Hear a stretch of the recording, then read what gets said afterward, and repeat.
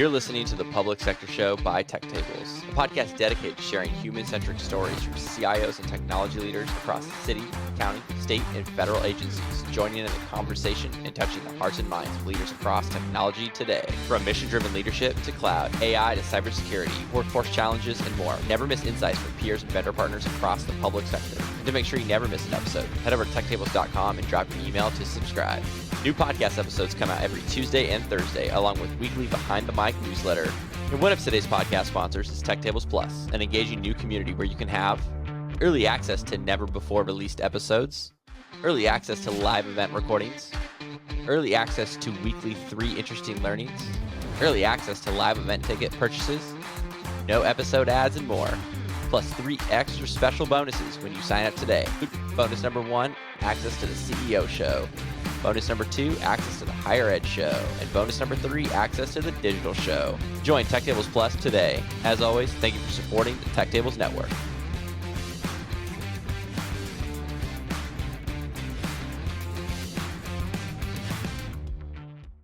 Today on the study, we've got JP Dinnell, who's a former U.S. Navy SEAL and now leadership instructor, speaker, and strategic advisor with Echelon Front. This is actually where I met JP, at Echelon Front event called Muster, which is great. And he serves as the director of experiential leadership and training programs. JP spent a decade, or nearly a decade, in the SEAL teams with 3 combat deployments sent to the violent terrorist stronghold of Ramadi, crazy, in Iraq in 2006, and the SEAL Team's 3 task unit bruiser. JP served as the point man, machine gunner, and lead sniper for Delta Platoon, opposite of the American sniper, Chris Kyle, who was in Charlie Platoon. For his leadership and courage under fire, JP was awarded a Silver Star, 2 Bronze Stars with Valor, and Army Commendation Medal with Valor, helping task unit bruiser become the most highly decorated special operations of the Iraq War. He worked closely with SEAL team officers Jocko Willenick, his task unit commander, and Leif Babin, who's the driving force on many of the daring combat operations Jocko and Leif wrote about in Extreme Ownership. And I wanted to read that intro because I just wanted to say, hey, JP, thank you for serving. You served at the highest level, and just really grateful for that. I appreciate it. Thank you. It was an absolute honor to be able to serve. Growing up, I wanted to be a Navy SEAL. So I used to play Navy SEALs growing up. So for me to be able to fulfill that childhood dream was an honor. And I had a lot of fun doing my job. When people thank me for my service, I sometimes get a little uncomfortable because I never thought while I was in the SEAL teams that I was being forced to do anything I didn't want to do or that my life was horrible. It was awesome, man. I really enjoyed it.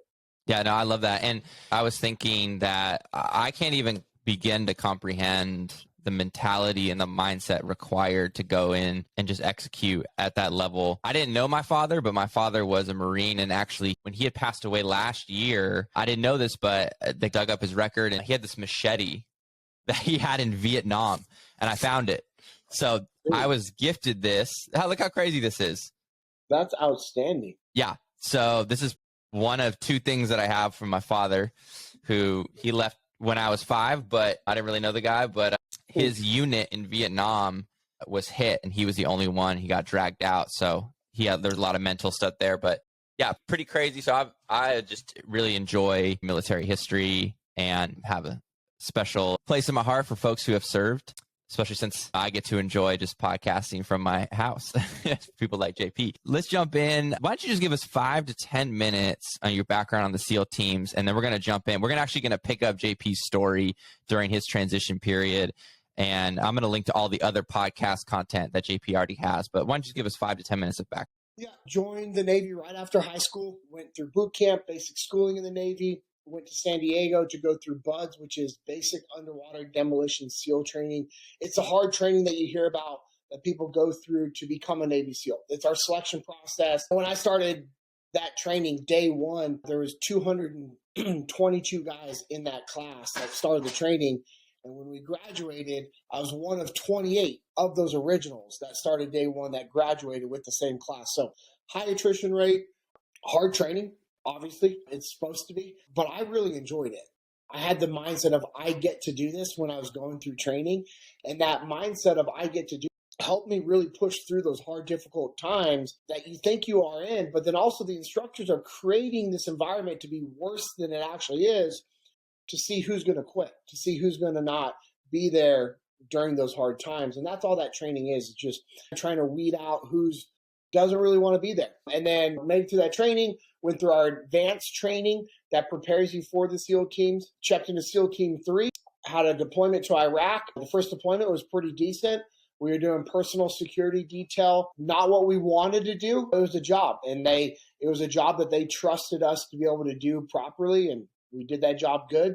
Came back from that deployment, and that's when Jocko Willink came in to be our task unit commander. He took over our task unit Bravo, changed our name. We became task unit Bruiser to give us a new identity, new self-worth. Jocko told us the truth about what we could possibly be up against, which is critical that leaders do, is making sure that you're telling your team the truth so that they don't start creating their own versions of the truth. And Jocko knew that was a good way to keep us engaged, to give us ownership, to drive ownership so that we would be able to make those hard decisions on our own. And that workup was very empowering, working for Jocko, Leif.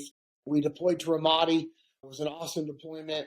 We killed a lot of bad guys on that deployment. We helped deliver a lot of impact, which is even more important than killing bad guys, to the local populace.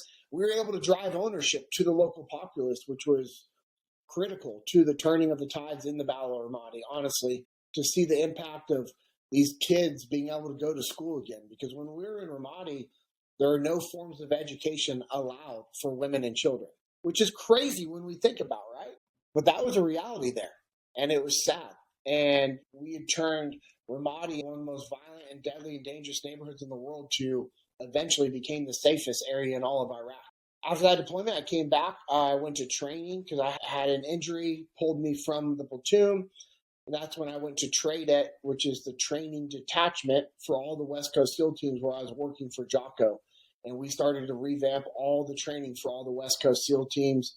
It was incredible being a part of that. And that's where I really started to learn and see the power of leadership firsthand. While I was there, I deployed to Afghanistan and had a really good deployment to Afghanistan, helping out a group that was deployed over there. Got in a few gunfights, got to see work at a different level, just a different way that guys were conducting operations, which was really cool. Learned a lot, came back, was able to push some of that stuff back into training as well. Like, hey, these are how these guys are doing it. These are things that are changing.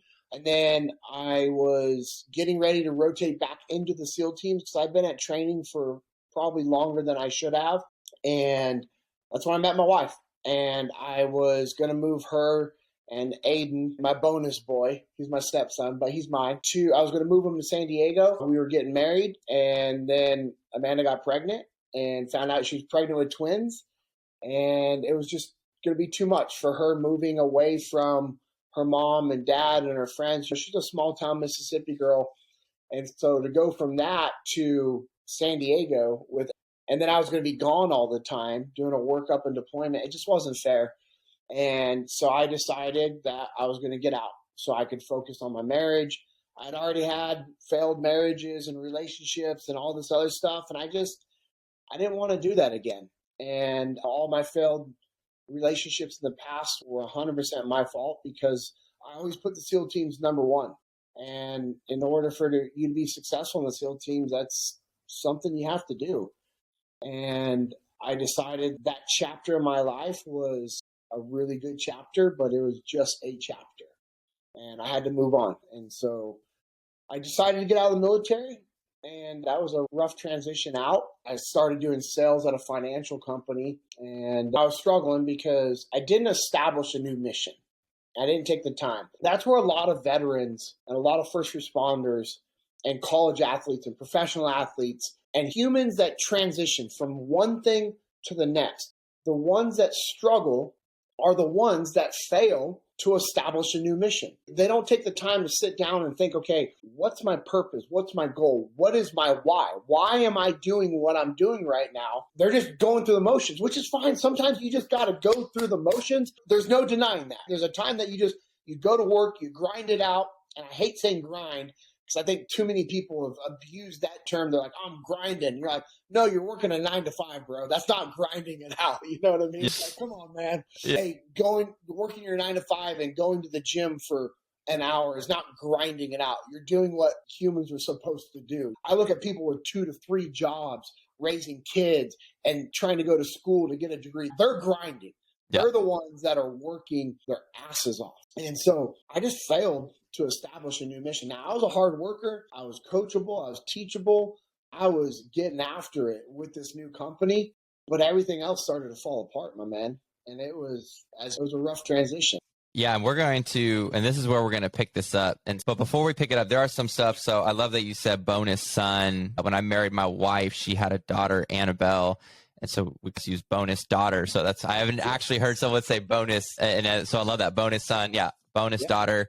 And then my wife and we had a son. So yeah, I love the bonus piece. Driving ownership. Before we go a little bit deeper, I love driving ownership. I try and do this with my basketball team because when kids come in, and I think this was like young adults too, they just have this victim mentality and they need to break out of that. And when you're the commander or you're the leader or the coach, whether you're in an organization or a high school team or whatever, it's your job to start to mold and shape that new mindset and that new belief and breaking down those belief patterns. So I love that, especially for the folks living in Ramadi. When you think about the women and children and how they're conditioned, how they're trained, and you're bringing an entirely new perspective that actually you can own your life, you can go to school, and we can open that up.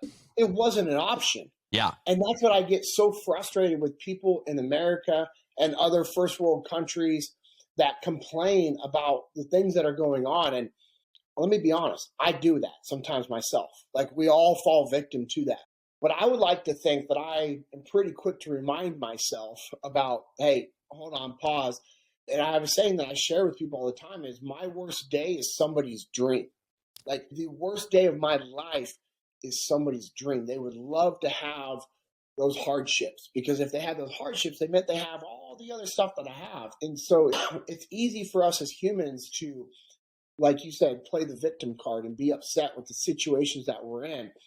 One, we're not getting shot at every day, right? We're not in the middle of gunfights. Like, these innocent families were stuck in an area where there was actual gunfights happening every single day. There's mortars being launched into their town every single day. There's enemy fighters coming in and basically saying, hey, if you don't comply with what we're saying, if you don't do what we need you to do, we're going to come back and we're going to torture and murder your whole family. That's not happening in America. Yep. That's not happening, right? Yep. That was happening every single day because these enemy fighters had complete control over that region until we showed up.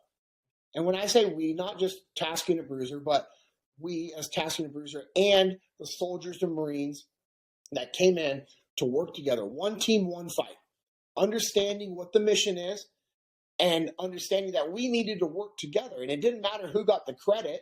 It didn't matter who was the primary assault force or who was secondary and who was setting security and supporting. No, we were the supporting element. Jocko said, hey, instead of us being the main element like we're used to in the SEAL teams, we're actually going to be the supporting element. And the reason why is because this is what these soldiers and Marines are going to do. And the best way that we can serve them, the best way that we can help with all this is to actually serve them. So it's very unique, and it really changes your mindset when you can truly be aware enough of what's going on to detach and push back a little bit and say, okay, hey, what is this really about? You look at sports teams. The ones that do really well are the ones that they put the rest of the team first. Those are the teams that thrive, is when all the individuals actually put the rest of the team above themselves. Those are the ones that do really well because they communicate, they understand, okay, hey, this is what we're trying to do. At the end of the day, you're trying to win. You're trying to win that game. It doesn't matter how you win the game. Let's take football, okay? I'm not a big sports guy, but football's easy enough for me to be able to relate. You're working with that team. Does it matter if you win the game just throwing passes? You throw passes the whole time. Nobody runs. There's no field goals. But you win. Are you mad about that win? No one's ever mad about winning. You shouldn't be, right? Yeah. If you imagine the attitude of somebody else, I didn't get to run the ball once. This is bull. Could you imagine? Or, okay, say you're a wide receiver and you win the game, but all they do is run. They just run the ball every single time because that's how they can win. Against the team that they're playing, their run defense is horrible.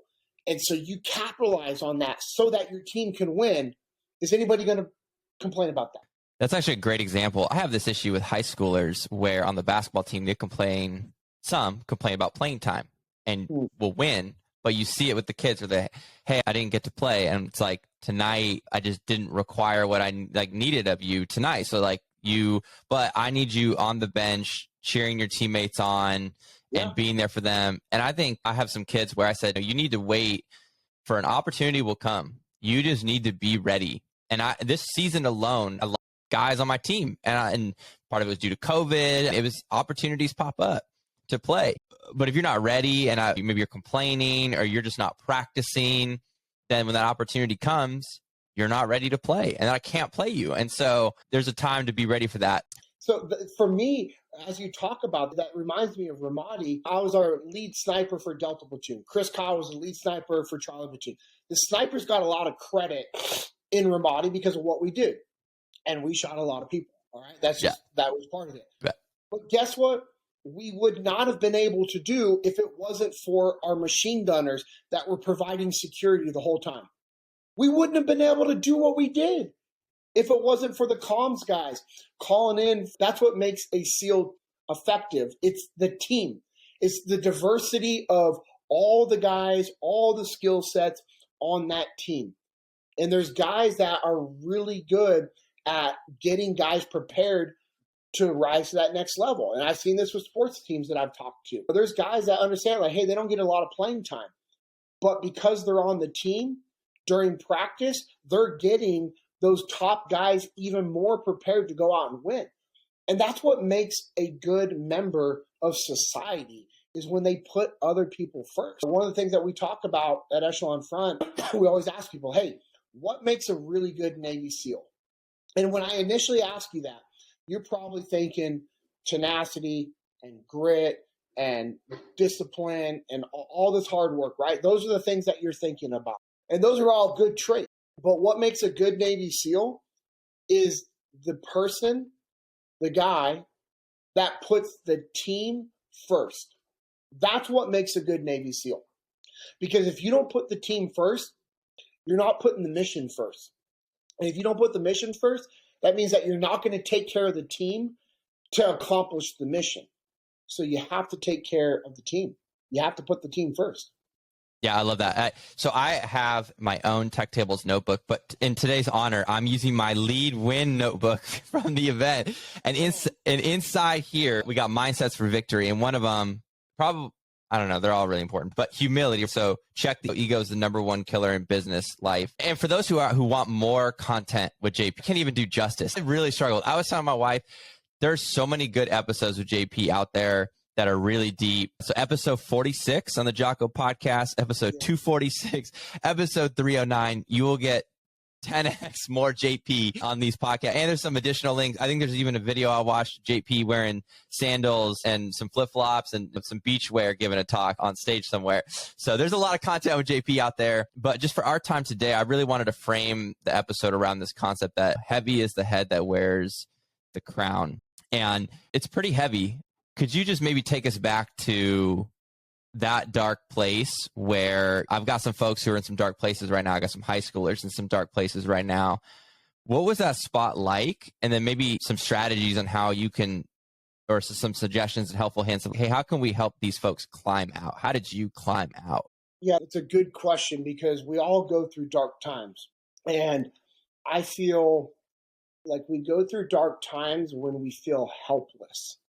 And the best way to get out of those dark times is when you decide to take control over your life, when you take ownership over the situation that you're in. Because when you take ownership, it's liberating. Because if you truly believe that it is your responsibility, that you can take ownership over these things that have happened in your life, then you can find a solution to the problem. You can work your way out of that situation. But you have to believe it. You can't fake ownership. You've been to the muster. You've read the books. You've listened to podcasts. You know this to be true. You can't fake ownership.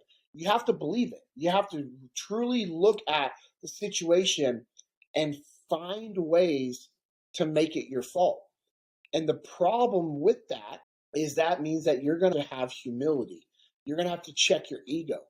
And most humans have a really hard time checking their ego, subordinating their ego to have enough humility to say, hey, this is 100% my fault. Not, hey, this part is my fault.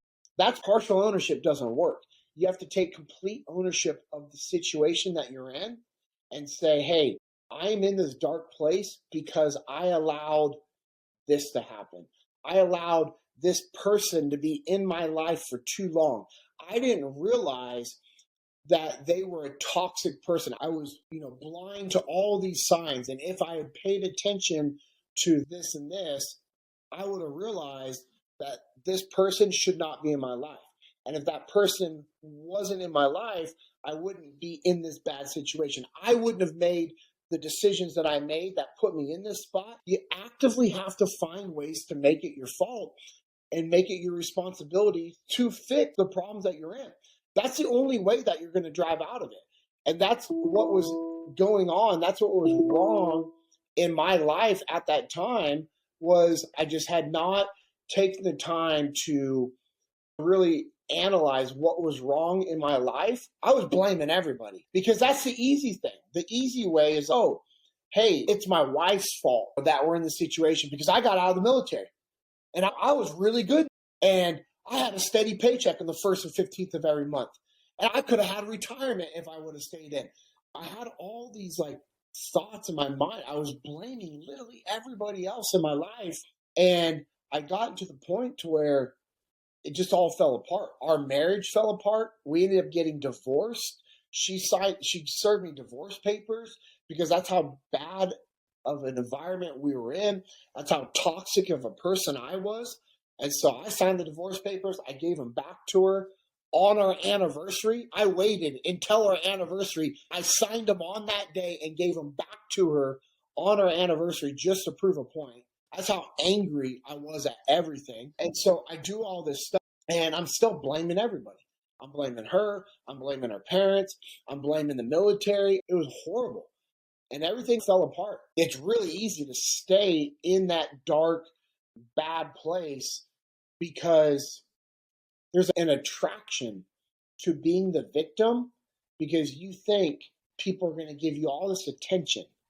And people crave attention. They do. People crave attention. What drives that attention? It's our ego. And so when you fail to subordinate your ego, when you fail to show humility, you're going to stay in that dark place. And so if you can find a way to detach from your emotions, assess the environment that you're in, and then come up with a plan as to how you can get yourself out of the situation and then take action, that's how you'll move out of it. And that victimhood, you think about attention, right? Like, especially with kids, because I just work with high schoolers all the time. So it's always my greatest example. But when I look at them, they just crave attention. And it's just this cycle that's reinforced. And you see it, and it's the ego, right? They love the ego stroke. They love the attention, and it just keeps going. But their life is spiraling out of control, and you're trying to let them look past, have a greater vision than just today or the next hour. They don't even focus on today. It's like the next hour. One thing I love about entrepreneurship is it's the ultimate reality check, right? To take ownership or you will not be in business. And I love that. And I was listening on the podcast, and I don't know if it was you, Jocko, or Echo, but if you want to survive, you have to go out and hunt. You have to go kill something. Even Dave Ramsey will say, right, you got to kill something, drag it home, and cook that sucker. And so it's one of those where, and that's probably why like extreme ownership's super popular with entrepreneurs and folks in business and things like that. But you really have to, at the end of the day, say to yourself, hey, this is on me. And now that I take ownership, it's actually super liberating, because now you get to the point, super liberating. You get to the point where you say, okay, I've got ownership over this. Now, what do I need to do today, and everyone's been a different season. And so talk about why. It's okay. So I've got a wife, I've got a kids. I'm, super blessed to grow up where I am in Southern California, and I'm going to use my time wisely. Like I only have so much time, and not everyone has the opportunity to be blessed with so much time. And you think about that in entrepreneurship, it's okay. Now I'm going to execute on what I need to do every single day. And if it's not working, you've got to have a check in with yourself or your team and figure it out. And so I think I was listening to the podcast, it might have been 246, where Jocko was telling you, hey, JP, like we only have work if we book clients. Like that's the only way we get paid, which I love, right? That's the only way it works. Yeah. And that's, I think, the ultimate form of, I want to say like manhood. I don't know if that's like the right word, but the ultimate form, like outside of the military in business, you compete 24/7, right? Yeah. Right? That's the way we do it. And that's the way it was when I was doing sales as well. No, I'm lying. They gave me a small base at the beginning, but they're like, hey, this base goes away in 6 months. And so I knew I needed to be making money ASAP. I love that feeling because it, excuse me, it allows you to combat complacency. Because had I gotten out of the military and I got a job where I was making, I don't know, let's just say like a 6-figure base, that's a good living, right? That's, especially you go from the military, you're making 6 figures, like complacency is going to creep in. And I love the fact that Echelon Front, I still to this day, even though myself and Dave Burke have helped Jocko and Leif build out this company, I'm the director of experiential leadership training. I do keynotes and workshops, strategic advising, executive coaching. I do all this stuff. I still don't get paid until Echelon Front gets paid. And once they get paid, then I get paid based off of that. And I love it because I got to work. I love it, man. It keeps you. Yeah, that hunger. Even so, when you run a business, you sign a contract.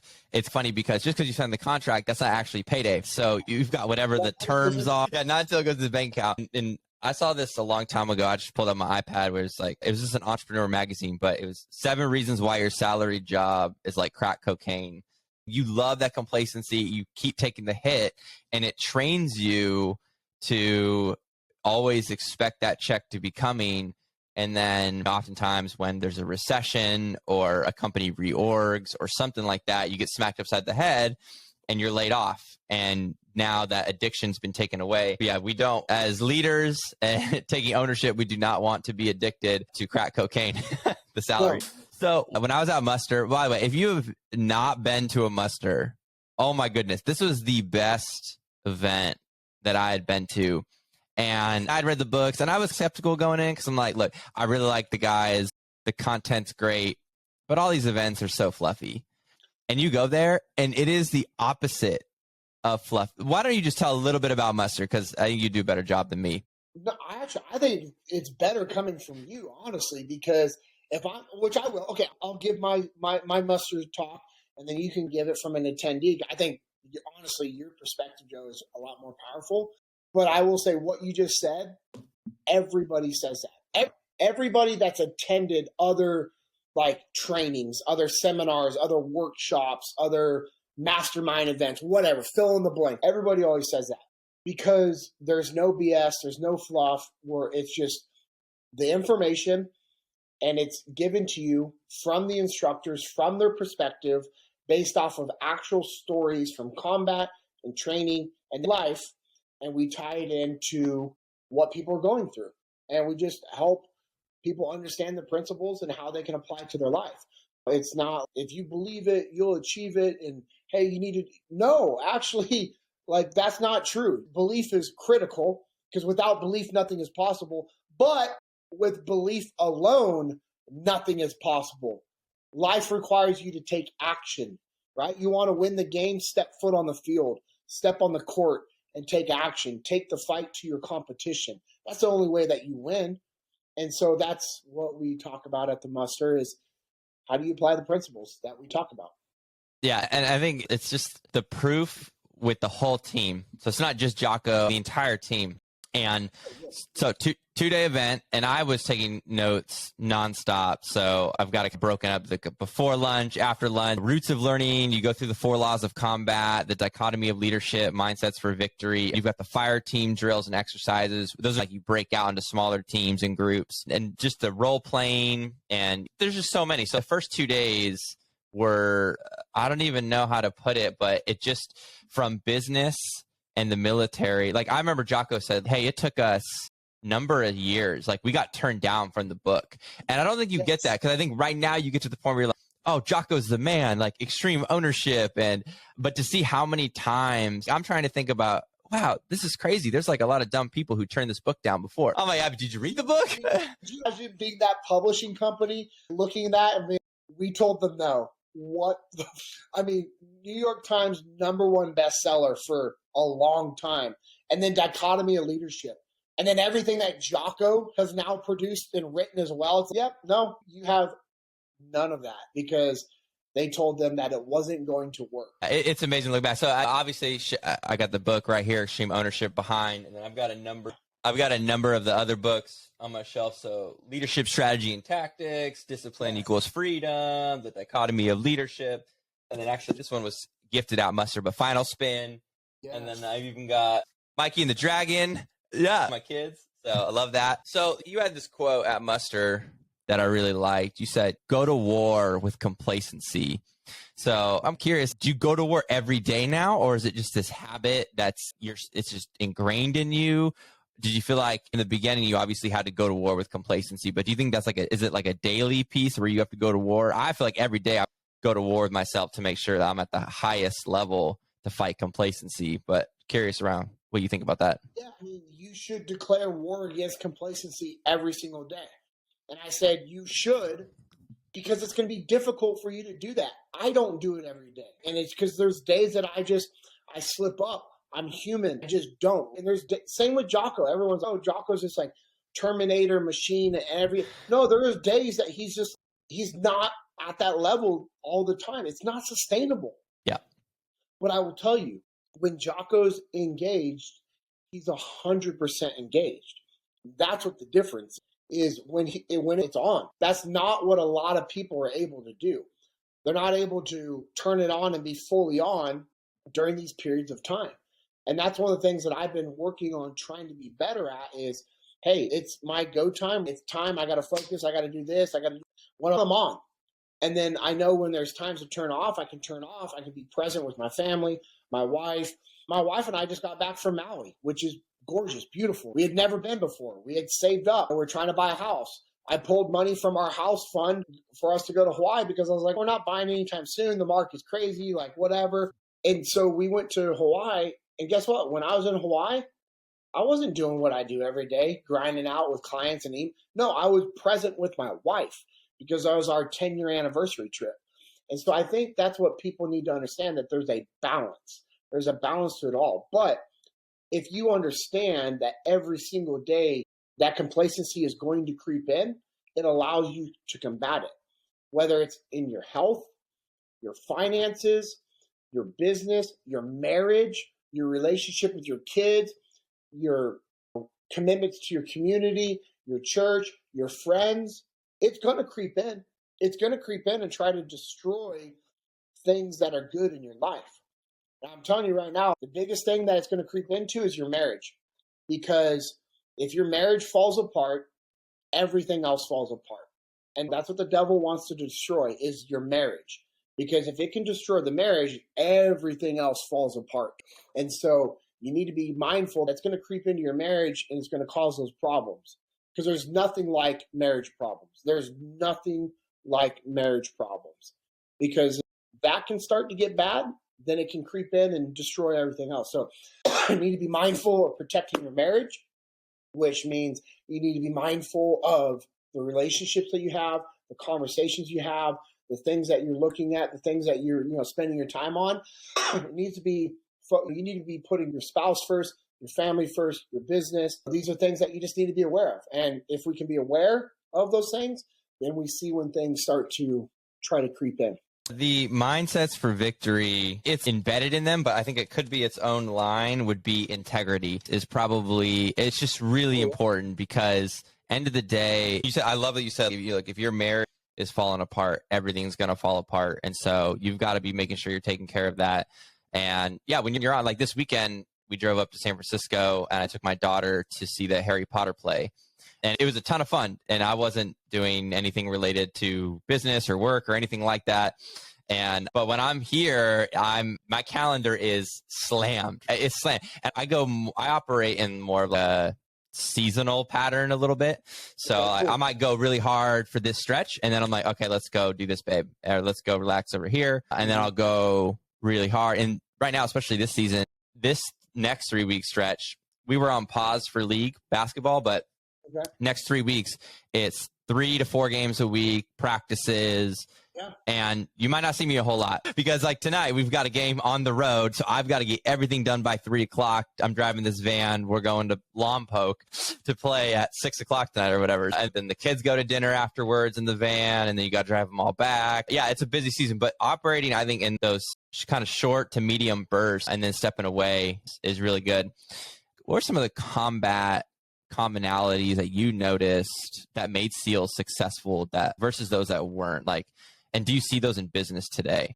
You're talking about like the characteristic traits of guys in combat that were successful in combat? Yeah, versus those who weren't.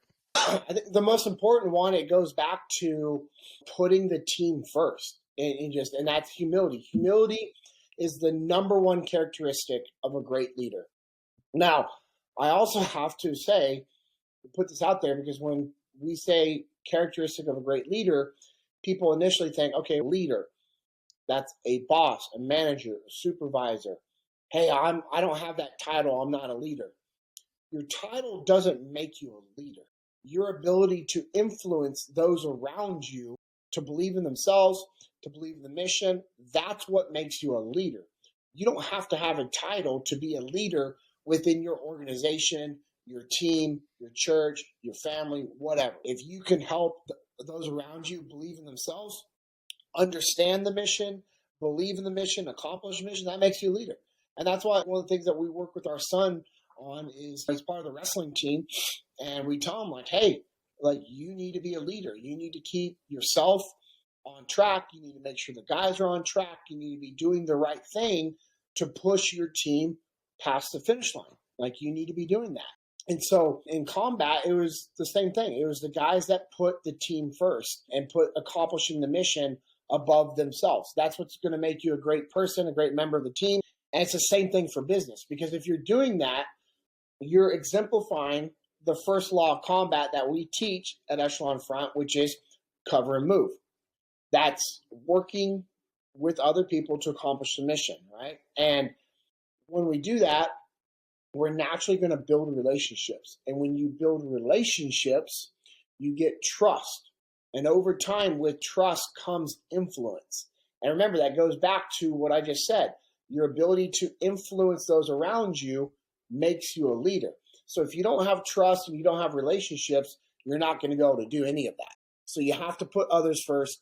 You have to serve the team, serve the mission, and then that's what's going to make you great. And then with that, naturally, is going to come tenacity, being default aggressive, being a hard worker, looking for work, looking for things that need to be accomplished so you can go out there and solve those problems. Humility is the number one characteristic of a great leader, like we just talked about. Finding ways to make things better. We are constantly trying to make things better in Ramadi. Constantly. Innovate and adapt is a constant mindset. And discipline equals freedom. You have to be disciplined with all the things that you're working on, and that will give you freedom. If you want more time freedom, you have to be disciplined with your time management. You want financial freedom, you have to be disciplined with your finances. These are all things that we need to be aware of and be mindful of as we're, going out there and trying to accomplish different tasks. And extreme ownership. Honestly, that's the one that is going to encompass all of it, because you have to do all those other things in order for you to truly take ownership. If you're truly taking ownership of the situation and environment that you're in, that means that you're going to look for ways to make things better. You're going to have the ability to listen and take advice from other people. You're going to try to find ways to drive ownership to other people on your team. Extreme ownership encompasses all of it. I find myself walking around my house where I'm like, I'm default aggressive. My wife laughs. I'm default aggressive. Everything default aggressive. Like and I love it, especially on the basketball court too. I'm trying to get my guys. I just love that mentality. But you had said relationships, trust equals influence. I think a lot of teams overemphasize, I think I take the basketball team, X's and O's, plays, and in business, it might be like the process or how we do things. But in order to actually win, and I found like winning teams, if you can get those relationships right, then the team wins. And that it goes back to humility and ownership, and people are willing to fill in for different spot. I love that. So as we wrap up, you got this new mission. I say new because I know you've been doing it for a while, but I'm going new mission with Echelon. Yeah. What are your top 3 pieces of advice for achieving an elite level of mastery from your experience as a world-class sniper on Delta Platoon? Discipline is going to be number one. You have to put in the reps. You can't achieve greatness without putting in the reps. The amount of hours that I spent behind that gun, playing through scenarios, just making up different training situations, I was obsessed. I have notebooks from back in the day that I still have that I would be on a flight to go visit my cousin in Denver, Colorado, because I had to leave and I was going to go out and visit. We're going snowboarding. But the whole flight, I was writing in my notebook on building out urban sniper hides and kits and different setups that we could use in helicopters. And I just was obsessed by it and wanting to be the best. And so in order for you to be the best of something, it's going to take discipline. If you don't put in the time, you're not going to achieve that greatness. And then I would say patience, because it's going to take time. You have to be dedicated to the mission. So if you're not truly dedicated, if you're not truly bought in, if you don't believe in the sacrifice that it's going to take, you'll never fully commit to that. So I would say discipline, patience, and dedication. Yeah, that's really good. And I love what you added in there about being obsessed. And I think there's a healthy, I think there's maybe a dark side to obsession, but there's a healthy side to obsession where there's a dark side to obsession. Yeah. I talked about failed marriages earlier. The teams were number one. Yeah. Is that a good thing long term? Yeah. When you think about discipline, being obsessed, and then marrying that with the patience for long-term thinking, that's really going to produce really great results in anything. All right, let's talk about, because I know we're wrapping up, but I want to talk about what you're building at Echelon. There's the muster, the live events. We covered that. But can you talk about the FTX, the field training exercise? I want to do this. If I can make the schedule work, I want to do it this year. If not, I am doing it next year for sure. But if you could just talk about FTX. So the FTX is the field training exercises that we run at Echelon Front. It's hands-on, scenario-based leadership training. We work with corporations all across the United States. And Cliff Notes version will give you like the classroom portion like you get from the muster, or if we're doing a workshop with you, whether it's virtual or in person ahead of time. And then for the actual hands-on portion of it, we run these field training exercises at different locations throughout the United States, usually like at a paintball or airsoft facility. We've done custom build-outs on these in warehouses before if we needed to do it at a facility's location.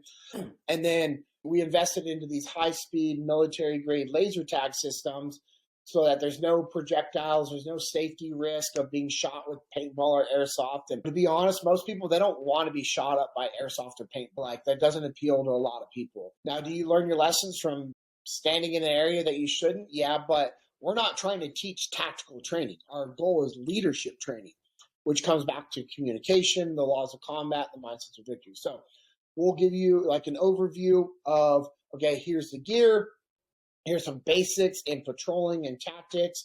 And then we say, all right, hey, here's your leadership. Here's your intel package. Let us know when you're ready to brief us.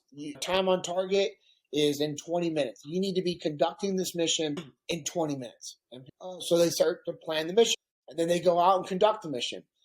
And the role players that you're going up against are my role-playing team, which are former and current Navy SEALs, Marines, SWAT team members, Green Berets, BARSOC guys.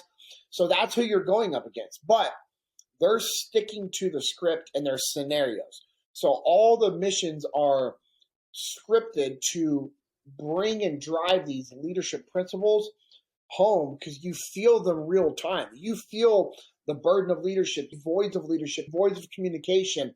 You see all the things that we talk about real time. You feel these principles real time. That's why people that have attended the training, they're like, the muster, that's the classroom. That's the FTX, it's the laboratory. Like that, you're real time feeling these principles. So you go out, you'll conduct that mission, and then we come back and we debrief that mission real time. Like, hey, we just got done. What happened? What was your key takeaway from that run? Hey, Joe, you were the officer in charge of that run. What was your biggest takeaway? Not what you did, but what you learned and what applies to your business. And so we talk about what you did real time, because what you did real time is who you are as a leader. In a stressful situation, who you are comes out. You can't hide it. And so real time, we get to dissect who you are as a leader so that we can break it down and find ways to build you back up or build you to where you want to be as a leader. It doesn't mean that you're a bad leader when you come to the training. We want to figure out where you're at so we can bring you to the next level. And we've had all different types of leaders come through this training, literally from like a frontline brand new employee to the CEO of a multi-$100 million a year type of company come through that training. And so we've done on the corporate side. So if you have a company that you want us to come out and do it with, we can do that with your company. And we also now have the individual field training exercises to where an individual can sign up for it, or a small group. Let's say you have a company of 5 people and you want to send 2 people to it to try it out and just to get the principles. Or you have a large company and you want to test it out before you make that investment. We have the individual ones. FTX, we did 3 of them last year. FTX 004 sold out in like less than 2 weeks. I talked about it on Jocko's podcast, the importance of training, and boom, it was gone. It sold out. FTX 005, I think we have 6 or 7 spots left. And that's going to be the last week of April 28th and 29th in Dallas, Fort Worth. And then we're still trying to figure out when and where we're going to do FTX 006, but it'll be up there. Yeah, it's awesome. And we limit those FTXs so that for a corporate side, it's 25, 30, right around 25 to 30 people. On the individual FTXs, it's 2 full days of this training. We're working with Jocko, Leif, myself, Carlos, other instructors. Sometimes Jocko's there, sometimes he's not. It doesn't matter because you're getting the level of training no matter who's there. And it's awesome. And so there's just 35 people there. And the other part to it that's really cool that we've seen is the people that come to that training, one, it's eye-opening to them. They're like, okay, these are things that I need to focus on to apply to my life. We had a guy come to the training and he was like, oh my gosh, this is how my team feels. Because he saw another leader doing what he does and he felt frustrated. And he's like, this is how my team feels. I need to change this. And they've made some changes and their company is growing like really right now. And yeah, it's really cool to see the real-time change in people, to see them feel the impact and understand that, okay, hey, this is what I can do to make things even better. Yeah, and if you're an adult right now, so if you're a kid and you play a high school sport, so I see this, so we talk about the real-time, who you are as a leader on the field. I get this with the kids in the game because there's a practice version of you that thinks you're really sweet and really good, and then I put you in the game and you freeze up. Okay. So any of my high schoolers are listening, so then I know who I can count on, but that gives me a starting point to say, hey, here's where you can improve.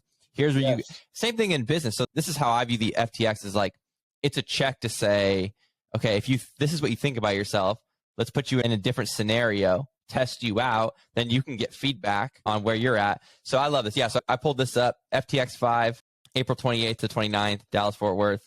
$4,450, steal price. This is fantastic. 2 days worth of training, hands-on. I love it. I know we also know it's a lot of money, but like you just said, when you look at what you're actually getting out of 2 full days, it's hard to like really put a full understanding until you've gone through it.